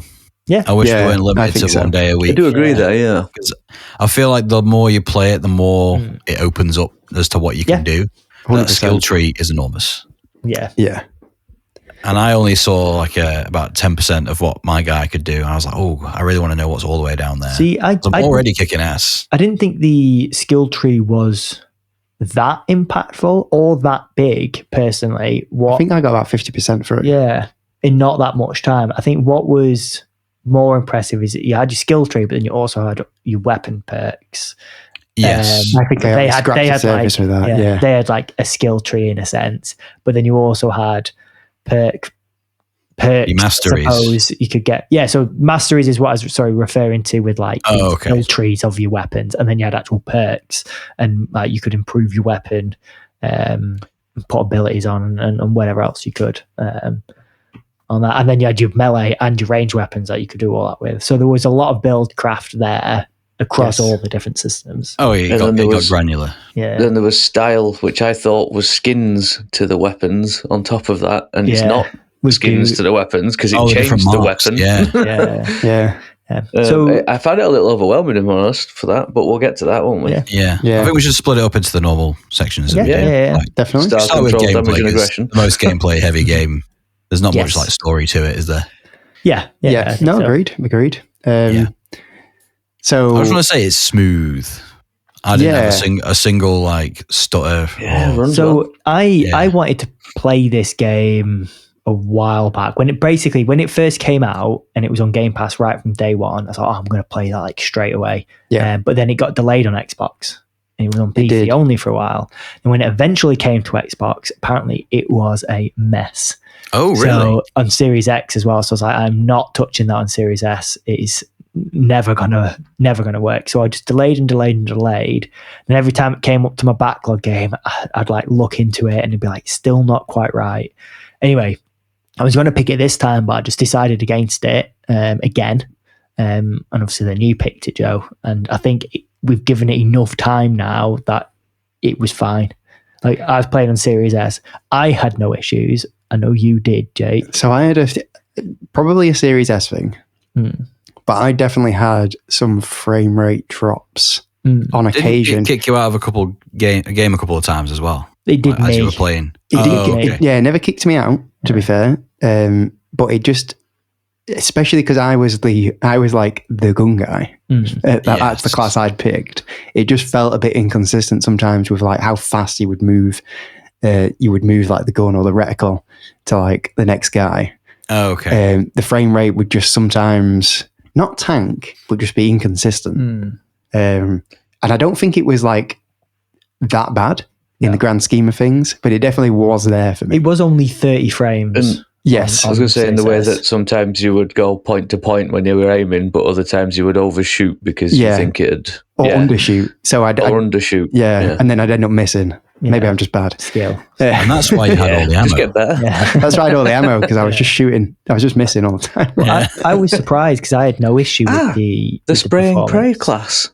Yes. The only issues with performance I had was when I was spectating someone else, but I think that was probably also like a bit of like lag, internet lag. Yeah. So, but no, I was pleasantly surprised with how well it held up, even with all the enemies on screen. Yeah, no, definitely. It could have been a bit different for me because I was the tank, and for people listening, he's like twice the size of everybody else. And twice as wide. You can also choose the size. You can also choose the size of your characters, can't you? A little bit. Yeah, you can change how tall he is. Yeah, but he's still supposed to be this giant ogre-looking guy. Yeah, he moves slow anyway, so I don't think I wouldn't notice if I did experience frame drops or anything because I was just slogging away with a shovel. It was funny. Just going back to like that bit of character customization, there is some aesthetic customization you can do to characters, but there's also a massive like what would you call it, like a bio you make for the characters, like where they came from, the jobs. I'm not sure if that impacts anything. I've no idea. I think it only slightly impacts some of what they say, the voice lines. Because you get to pick a voice, and then there's a lot of stuff. Because there was a lot of stuff my guy said in the tutorial that harkened back to what I'd picked, but there's a massive list of what you pick for backstories. So that's quite impressive. It's like 5 tabs in there you have to go through. And then when we're all in a group together, all our guys talk to each other. And that's probably one of the best. Combats. It's really cool. But it wasn't repetitive. I think we mentioned it on the last time we played, where games like this, they say the same voice lines over and over again. That's my reference every time. It's not happening with Space Marine 2 as well. Yeah. Depending on who you had in your party, but you knew the lines were going to pop up at that point. But in this, I found it was mad. Yeah, it's more contextual. It was less frequent, I think, which helped. Yeah, definitely. It was funny as well. All the lines were funny. Some of them, especially Ben's Ogren guy. Definitely. Character was called Jab. Every time I forgot that I'd picked the Jamaican accent for my guy. That was like Heihachi from blooming Tekken. Yeah, he did. But he was Jamaican. But back to the gameplay, we all picked different classes, didn't we? Because we thought we'd get a wide breadth of... Well, it was 4, so... Exactly. 4 classes, yeah. So I picked the guy who was sort of more melee focused. He can still do range, but a lot of his abilities were based on doing like melee attacks. And fire damage. And a bit of fire damage, which obviously I love me some fire. Pyromaniac. And it played really smoothly. Obviously, from my point of view, I mainly used melee weapons. They all felt distinct from each other. They all had like a primary attack and like some sort of secondary, depending on what the weapon was. So I ended up with the chainsword. There was 2 chainswords. I tried the heavy one as well, which is probably better. Oh, the 2-handed one. Yeah. But this did cause me issues. Because it was generally me and you slogging away at something, and all I could hear was a chainsaw start up, and Resident Evil has taught me that chainsaws are bad, so I turned to run. But the cool thing about having the chainsword is if you just swung, you just like normally hit them and it still did good damage, but then you could press the right stick in. That was your secondary, which revved it up and got it chaining, so you could like cut through people, and it would like get stuck and pull through and like turn them into chunks. That's cool. Really satisfying. So I found the melee combat is especially really satisfying. The hits always felt like they had impact. Yeah. No, definitely. Because you had to like your heavy swings and your light swings and your dodges and your blocking. Exactly. Yeah. You could block. Some weapons could parry. Yeah. So cool. The timing for that is quite hard as well because everything's so fast. Yeah. And all the attacks look kind of similar from the enemies because they come out flailing. They're all like poisoned zombie-looking dudes with horns coming out of them at weird angles. So it's hard to tell what they look like most of the time in the dark. You played the mage type class, didn't you, Joe? How did you find that? The Psyker. Yeah. Nice. And the powers this guy's got, they're incredible. I went through like 2 of the skill trees and I only really liked one of them. So there's one that I've not even tried yet, but I think it's just a more powerful version of your basic ability. Mm-hmm. The Chain Lightning looks really cool. Doesn't do that much damage, but it does it over a lot of people. So is it like weaken them? It frees them in place. Yeah. And then does a little bit of damage. And then if you hold it for long enough, they do an explosion, which does kill them. Okay. But it only works on the smaller enemies. But you take corruption, do you? Yeah. All the abilities that you do as a Psyker give you corruption. And if you hit 100%, you explode and die, which I did not realize in the training room. I thought it was a cool little perk where I'll take damage and everyone around me blows up. No. Everyone around me still blew up, but I also died. I think the way it worked in Vermintide is you did more damage as well. The higher your corruption was without going too far. Yeah, there were perks for that affected it on your weapons as well. So I think I had a Blaze Force sword, which you could charge up with your Psyker energy, and that gave you corruption. Cool. And like you could swing with it to like make your corruption go down instead of having to manually do it yourself with like the X button. Yeah. But you can also have that with like critical hits on your guns. So it was all about keeping balance between 1 and 99, basically. Yeah. Because the more corruption you had, the more damage your weapons did, but also the more damage your weapons do, the more your corruption goes down because you're killing more people. Yeah. So you had to like balance your abilities. But the best ability I found was basically the arrow from Guardians of the Galaxy. Yeah. It looked really cool too. You don't really even have to aim. It searches people out. Yeah, it was nice to see when you follows your reticle a little bit. And if you do see people off in the distance, you can lock onto them and it'll go specifically for them. And anything that's in the way, they're getting their heads blown off. Nice. It was cool because I'd be like running to go kill somebody and then this arrow would just fly past and kill him. Yeah. It was frustrating as a melee character. That was happening to me quite regularly because I was trying to get a class as well. And by the time he'd aimed at him, my arrow had already gone through their head. My special ability was like a charge, so I could dash at someone and like do more damage, and I'd dash at people and they'd die as I got there because you'd arrowed them. That was a waste. But, the disadvantage of it though is you get 10 of them, but you can only fire like 3 of them off before your corruption's at a high enough level that you got to cool it down. Fair. Yeah. So you can't use them all the time. But they in a tight pinch, they can go through like a crowd of people, and each arrow hits 3 like normal enemies. Yeah. And if you charge it up, that's a kill. So 3 kills per like arrow is pretty good. Okay. But if you're in the middle of a crowd, you just got to get your sword out and start swinging. Yeah. Oh yeah. Well, because you just can't do anything up close. Yeah. Well, that probably moves us on to like guns and stuff then, which was your focus, Jake. Yeah, I can't remember what it was called, but I'm just going to say like marksman. Yeah, essentially. Yeah. All the guns felt really unique and different. You did, and which powerful. Is cool. Yes. Yeah, Jesus, I had the bolt pistol by the end. Oh, that's like a shotgun, isn't it? Yeah, in Space Marine, it feels like a pistol, but in this, it was like a full-on straight. It felt like insane. Yeah, I mean, we're not said that you're just regular people on this, aren't you? You're not Space Marines, which I thought you were when I picked it. Yeah. No, I was thinking of a different game. I was thinking of Space Hulk. You're like a Suicide Squad, aren't you, basically? Yeah. You're all prisoners. Yeah. So the guns for me, now there's only limited ammo. So I would end up nicking all the ammo most of the time. Yeah. Yes. It's all my abilities. It didn't matter though. That did it to us because we didn't suffer that badly with... Yeah, because me and Ben at least weren't ammo classes. Yeah. And we didn't try too hard a difficulty, so I found that there was enough ammo. Yeah, we usually were on the second. We started on the easy, and then we went to I can't remember. I think there's 5, and we were on 2. Let's say, which isn't that hard. But, that just made us sound really bad, didn't it? You say it wasn't that hard. On the last session, Joe couldn't join us, and we lost basically every go. Yeah, we did. It can get hard. It was a noticeable step up from the easiest one, though. Yeah, and we also did try the special.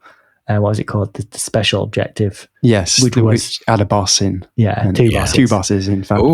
It was tough. Yeah, but the guns were really cool. My abilities all revolved around the guns. So if I press mine, it would basically automatically get my gun out, and then it would just do more damage, basically. Yeah. Which is good. Yeah. I did find that, like, considering it kind of, the class description makes it out to be a sniper. Yeah. It's not. It's not a sniper. Well, there aren't snipers in the game. Because there aren't snipers, yeah. Because there's no like scopes, really. I think I got one weapon with a scope, but it didn't really go that far. No. But there are like semi-automatic weapons. Yes, there are. Yeah. So I ended up Rifles. settling on this like laser machine gun. Yeah. I can't remember what it's called now. There were sniper enemies. There were sniper enemies. Yeah. And God, did I know it. Yeah. I found You're the that biggest target. there was a lot. Oh, there was a pretty decent weapon variety anyway.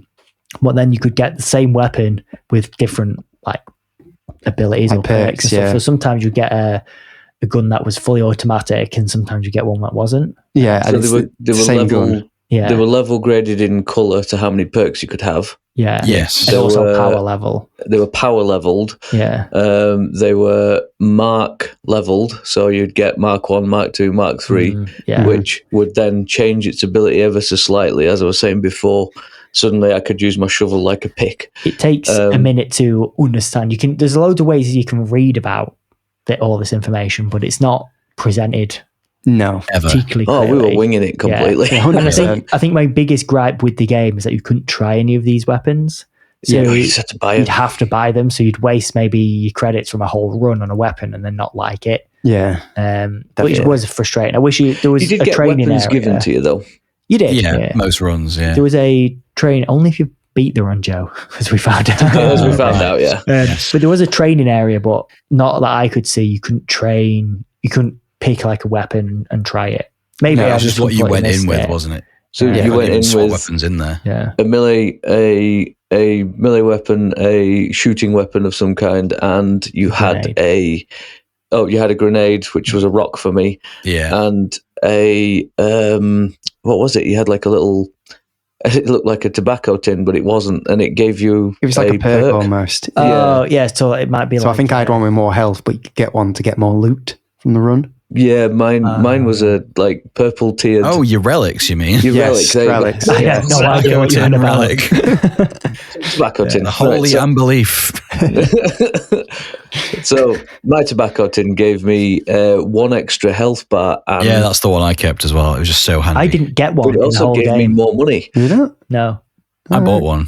I think I bought one. I didn't I have any bought- money because I kept buying the weapons to try. Oh, I that's kept a you wasting problem. my money thinking that the next relic was better than the one I had, and when I offered them up together, because you had to buy it to look at that, Yeah. it wasn't as good. I think So I think there kept was a selling them. compare. At least it was for weapons, maybe not for relics. Yeah, I don't think there was for relics. I know it's like a system problem, but I feel it's very in keeping with the 40k universe. Yeah. That they don't let you do anything. You've got to buy it first. In respect to weapons, for me, I stuck with the main 2 weapons. I stuck with a shovel. I never changed because you could keep the mastery going. So Yes. The in more order you to use get the my weapon. in order to get my weapons better, I had to use them. So I tried a couple of things at first, and then just thought, no, I'm going to stick with the shovel because it had reach, and I'm going to stick with his cannon. It's like a shotgun Basically. cannon on it. Straight off a ship. It looked Yeah. like a cannon off a ship, and it was a shotgun that you put a shell in that was the same size as the other guy's heads. I think And you could do some distance with it as well, though. Yeah. That was the weird Yeah, thing. you were taking out the snipers with this cannon, right? It didn't even spread.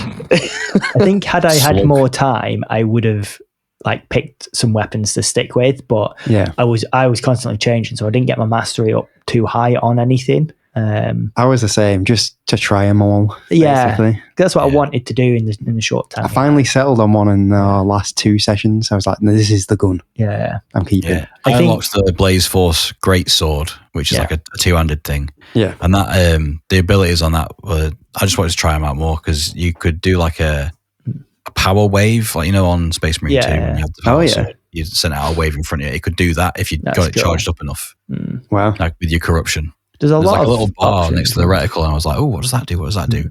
I only built it up once. So I was like, "Oh, that's cool." My main reason for sticking with the weapons was they were pretty much the most powerful I could have. Yeah.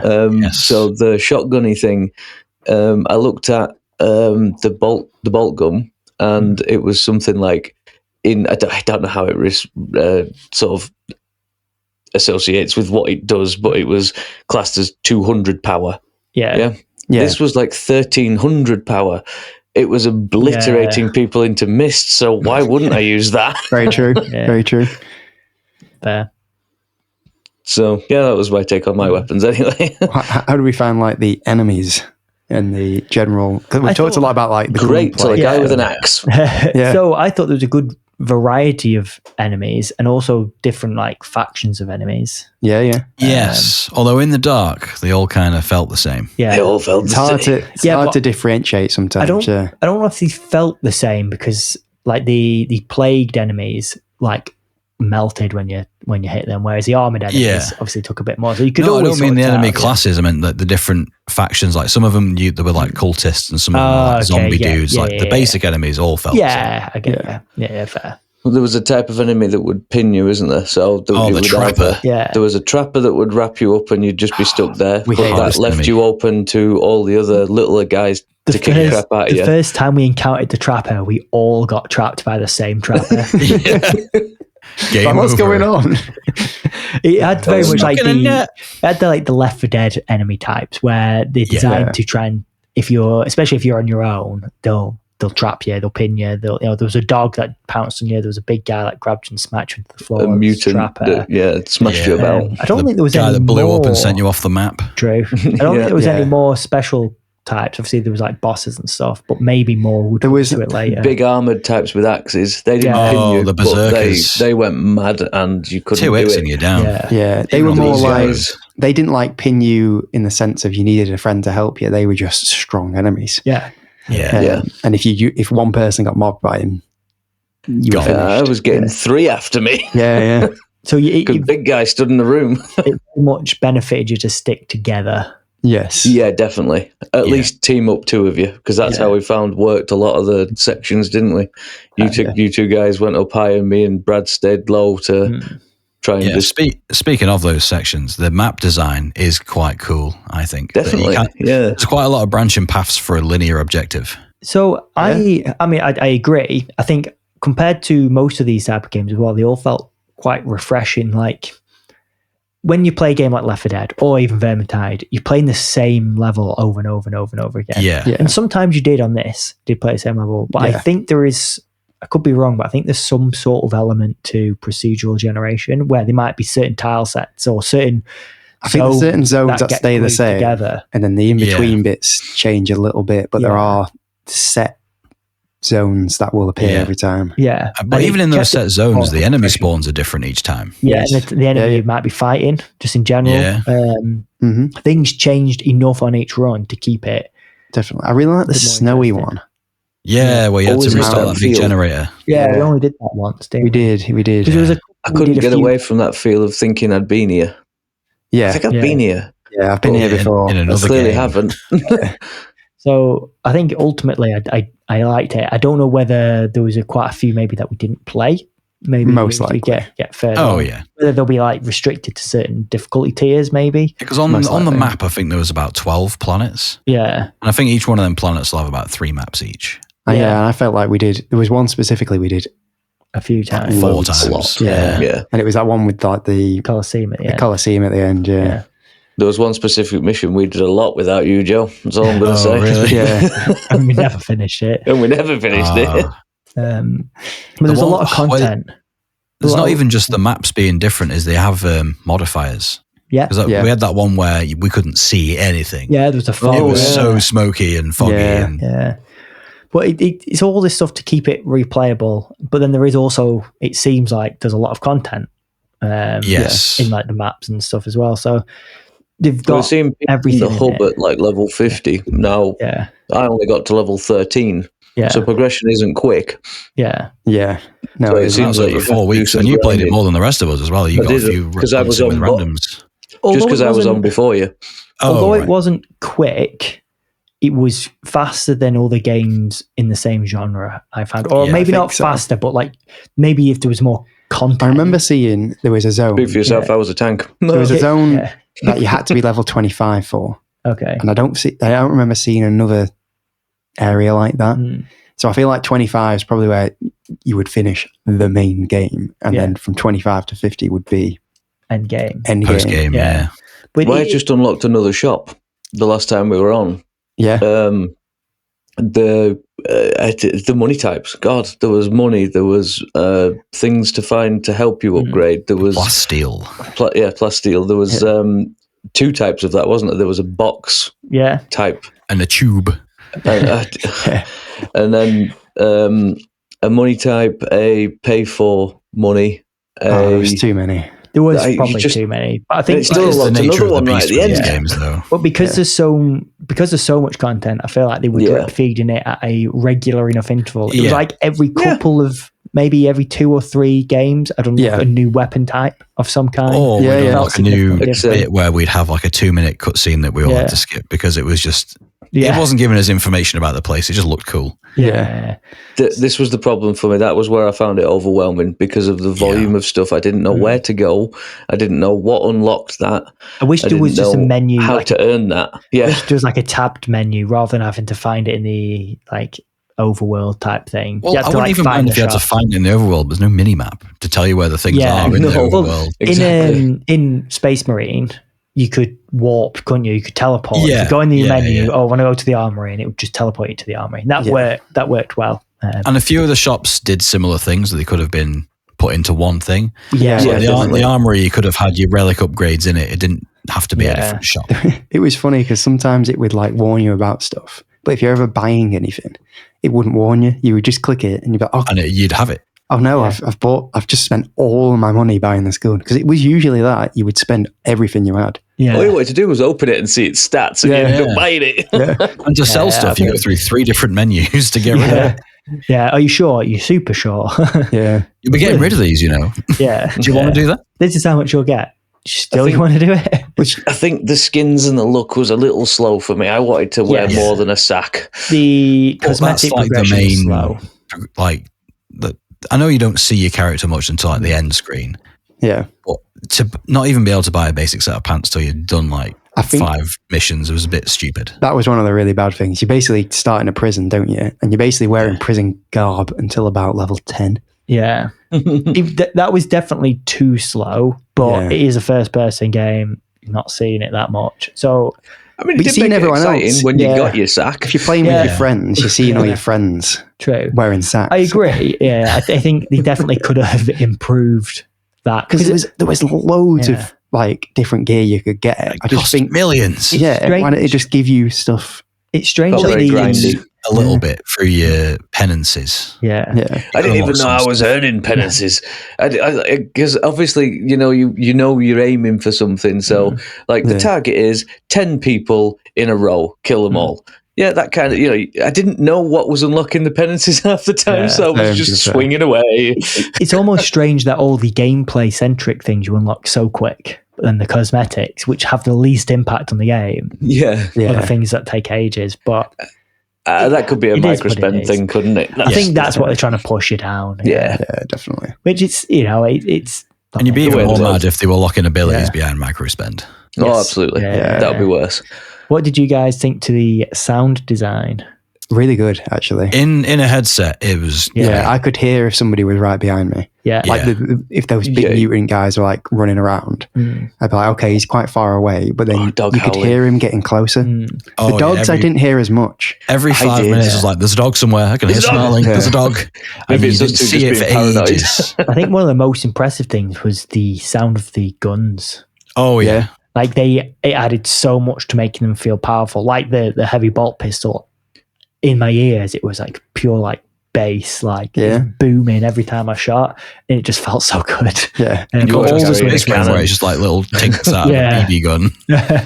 The sound design was probably best in class, I would say. For just shooters in general. The psychopowers all sounded really cool as well. It was really cool. Really liked it, and the music was good. Yeah, surprisingly so. Surprisingly so. When it really reminded me of Doom. Yeah, when it really gets going, and you're in like a zone where you're basically fighting a horde that are coming at you. Yeah, and then the music starts, and you're like, oh yeah, here we go. This is it. That's cool. I found the tipping point with health was weird because I'd go for a long, long time and not lose any in the horde, and I'd be chopping and chopping and chopping, and all of a sudden I just had none. Yeah, I'd found that a few times. I think that's your armor stuff, though, isn't it? Because you have to get down your toughness meter before you lose. I get toughness from fighting, though, melee. Yeah, so as you're meleeing, your toughness is going up and offsetting the damage. Well, I found it a few times where I didn't even realise that I'd got low health. Yeah. I was like, when did I get hit? I don't remember. Yeah. There wasn't enough of a feedback, a hit marker feedback to say that you were getting vibrate hit. If you were being hit or something like that. Like the screen didn't flash red. I've ended up with white finger, but yeah. So I think we've kind of touched on it, but we should probably talk about all the spending in the game, all the resources, how you upgrade your weapons and stuff like that. Like Ben's talked about it and he said overwhelming. I tend to agree. I think there's so many systems at play. It's almost the nature of the beast of these sort of games. When we played World War Z, it was exactly the same. You've got to use the same weapon forever to be able to get a bit different for World War Z because these were logical words, whereas I find Warhammer's not logical words because it's Warhammer. They have even more confusion about it because I'm not in the world as much as so in World War Z you upgrade your AK-47 and in this it's improve, consecrate your sanctify testify. That's fair enough. But there was just a lot, and I feel like you're unlocking new weapons all the time, and it's well, I think that this comes to probably one of the things I was going to mention in my final thoughts. These sort of games are designed to play for a long time. I don't think we played it for long enough, and I don't think we played World War Z for long enough for the same reason. However, out of all those type of games I've played, this is the one that I'd be more interested in continuing to play because those upgrade systems seem meaningful. There's a lot there to upgrade. They're definitely meaningful. And the classes seem different enough, whereas in World War Z, they're all very the same. It's almost like it takes 10 hours or so to familiarize yourself with the game, and it's still an enjoyable 10 hours. Pick the weapons and the class and everything that you want to use, and from then on, it's grind that out, and improve, and then try the harder difficulties. No, definitely, it's just a bit grindy. In that aspect. At least with this, the weapon you're upgrading is the one that you get to pick. You don't have to go and find it out in the map, like in World War Z. True. That's true. That's true. No, that's fair. I feel like later on in the game, when you're doing like the post game after level 25, you would know exactly what you were doing. So you'd be like, right, okay, I'm locking into these weapons. You'd run through the level because you know exactly what's going to happen. It's this one with this spawn and this. You're almost like from levels 1 to 10. You're almost just testing everything that you've got, or unlocking as you go. You end up like min-maxing the runs and your build and everything. I mean, it does make sense worldwide as well. You are an expendable asset. So if you do survive, you're going to get better. If you don't, you die. There you go. At the same time, I mean, we didn't really get to that post game, but would you still be enjoying it at post game if it's the same thing again and again and again? I think that the levels can vary enough that I would. I think it would depend because obviously I'm enjoying it at the moment because I'm unlocking quite a lot. When that unlock rate is diminished and all I'm then unlocking is percentage increases. I mean, I was kind of half giving up on like upgrading my weapons because you knew you'd find another one. Until like the last session where I was like, okay, I think this is the weapon I want. I'll upgrade this one. But then you would unlock a better powered version of your weapon, and you'd be like, I've put all those points into this weapon that I've bought. But you can cycle that weapon so you can get the perk off it and put it on the weapon you currently like. Very true. You can like undo everything that you've done to the weapons as well. I wonder how much cost you. I wonder how much was in the game when it first came out. But obviously, we'll never know. No, are they still updating it now? I think there's a content pack coming out or just come out. Okay, I'm sure I saw. They did very similar things with Vermintide, didn't they? Yeah, I'm sure I saw something not that long ago about it. The only thing I wish that would change is, like, say it's like the plague burst dudes. I wish on one of them you just fought like actual chaos. Yes, like you went against a few Marines because you saw statues of them. Yeah. So if they were bosses, that would have been cool. I If think you you'd fought get like an actual chaos decimated. enemy. Yeah, 4 here though versus like one of them might not be so bad. This is 100 men versus a gorilla all over again, Joe. That's true. Yeah, but 100 Ogrin versus one true. Space Marine. Yeah, that is true. Yeah, 100 gorillas versus 1 man. Who wins? 100 gorillas versus 1 Space Marine. Who wins? Oh God! I don't know what the woman was that we were fighting, or the twins. They were one with a sword and one with a gun, and you fought them repeatedly in the level that we couldn't complete while you weren't there, Joe. But her alone was difficult. There was 4 of us and 2 of them, and we couldn't beat her. Yeah. Oh, it's all the gas that they kept leaving. Oh, the gas, poison gas. Shall we go into the final recommendations then? I think so. Yeah. Yeah. Do you want to go first, Brad? Since you brought the change. Well, why not? I really, really enjoyed it. I was looking forward to it for a while. And then obviously we finally got to it. I think it's a good time to play it. Seems like they've updated it a lot. There's a lot of content, as we've said. It runs well, at least well enough on Series S. I didn't have any issues. Runs well on Series X and PC. Is it on PS5? Yes. It is. I don't think it was at first, was it? No. Is it on PS Plus? No. Gonna buy it. Yeah. So, it's accessible everywhere. But it's really good. Be wary that you do have to spend quite a lot of time with these games. But I think the gameplay loop is enjoyable enough that it doesn't so much matter. It's not one of these games that only gets fun after 10 hours, No, it's fun all the way through. It's just, it's hard as well. Yeah.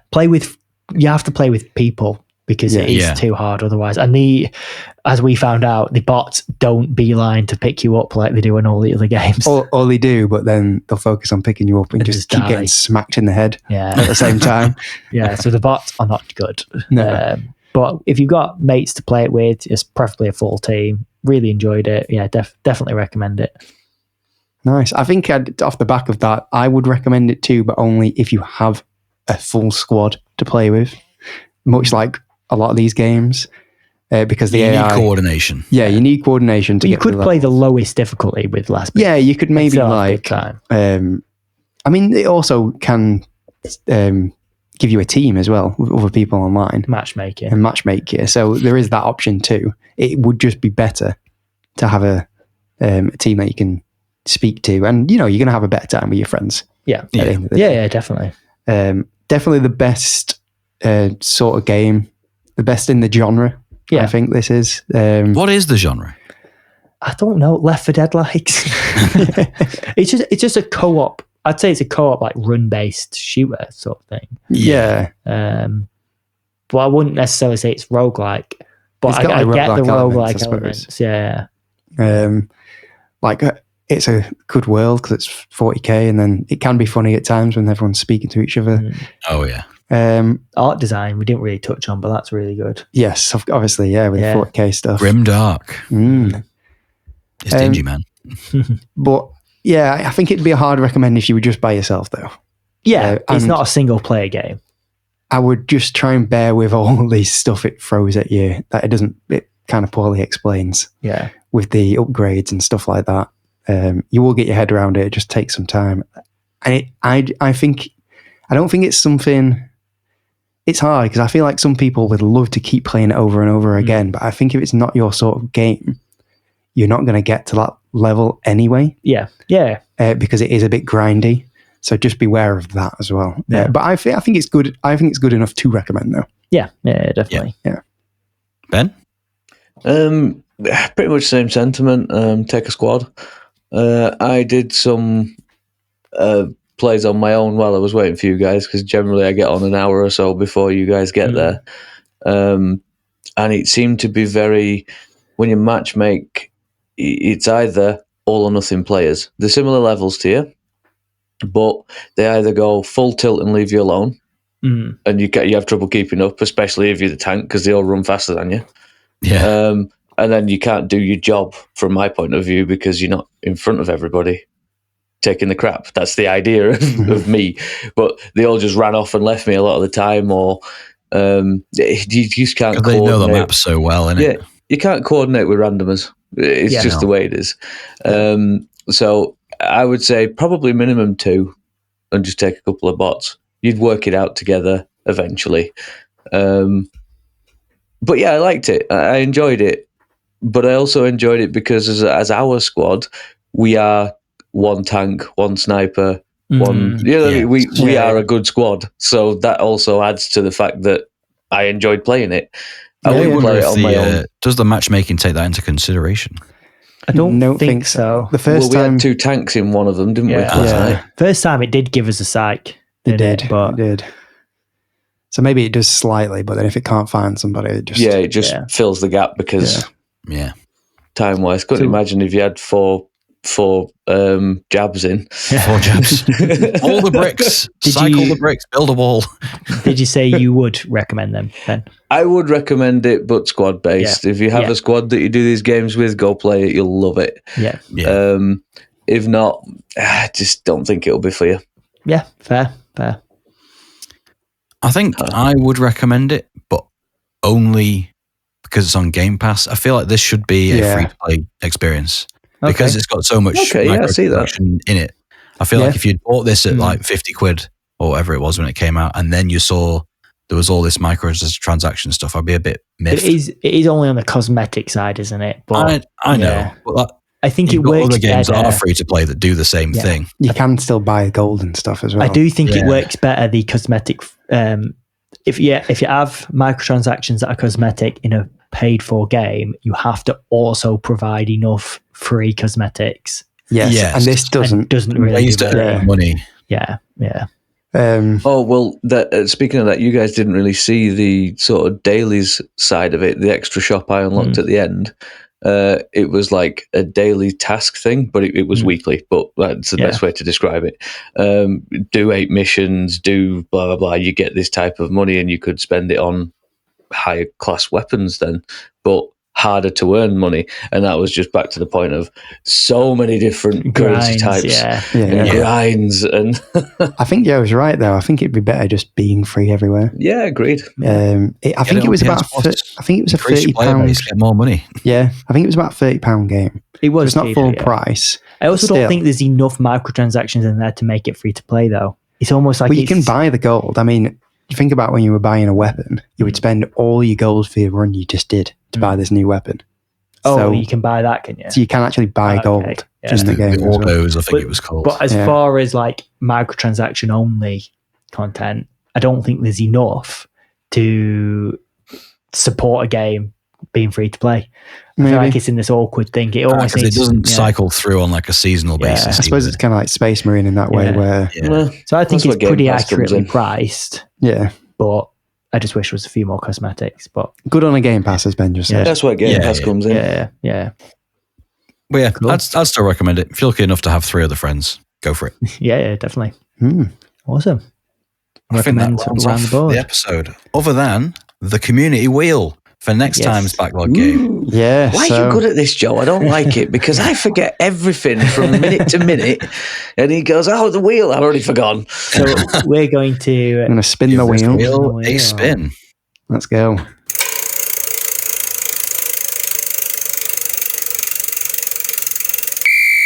What is it? You can see it, we can't see it. It's Super Mario Bros. 3, the original. On the SNES? Yes. This is brilliant by DK, so thank you for that. Thank you very much. Donkey Kong isn't in Mario Bros, but he wants us to play it apparently. It's a nice one. We'll be playing that next time then. Find out how we're going to play it. Yes. On the Switch. We could all play it on Switch. Yeah. I've got the original. Yeah. Buy it, Ben's. All right. Joe, take us out. We have been Gaming Garnish. Thank you for dining with us today. I've been Joe. I've been Jake. Bye. And Ben. See you soon. See ya. We'll see you later. See ya. Bye. Bye.